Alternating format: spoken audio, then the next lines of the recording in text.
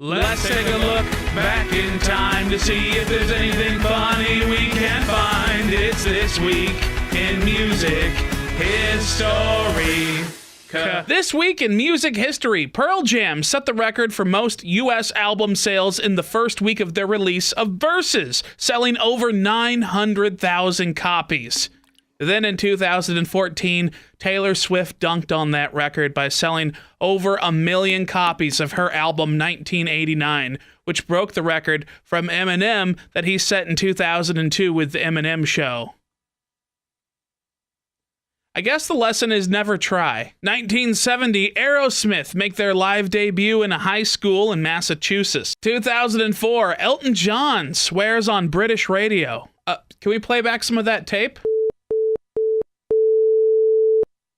Saucy. 91, Izzy Stradin leaves Guns N' Roses, citing sobriety. 1990, the IRS busts Willie Nelson for not paying his taxes. They seize his bank accounts.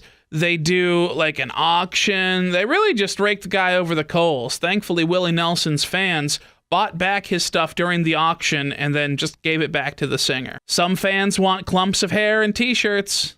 Others just want to give you back your bong. 1967, the first Rolling Stone magazine is issued. John Lennon is on the cover wearing army fatigues. And it came with a free roach clip. Let that be a lesson to you, print media. Speaking of John Lennon, he first meets Yoko Ono in 1966 at the Indica Gallery in London. Oh, an art show. What, you think Yoko Ono's going to go to a Beatles concert, please? Deaths. Canadian singer, songwriter, poet, overall cool dude, Leonard Cohen in 2016. And unsung musical genius, Tommy Tedesco. Oh, I got that right. He passed away in 1997, the most recorded musician of all time. He worked with Frank Zappa, Barbra Streisand, Elvis Presley, even on the theme songs to The Twilight Zone and MASH. And Batman for the checkmate! Rock and roll royalty, buddy. Finally, 2002, Canadian Guns N' Roses fans rioted after a GNR show was canceled in Vancouver.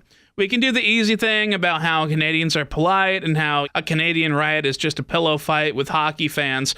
But, I've done the research. Here are all of the Canadian riots and political strife that I found on Wikipedia. Then I looked for American protests and, here, I'll wait.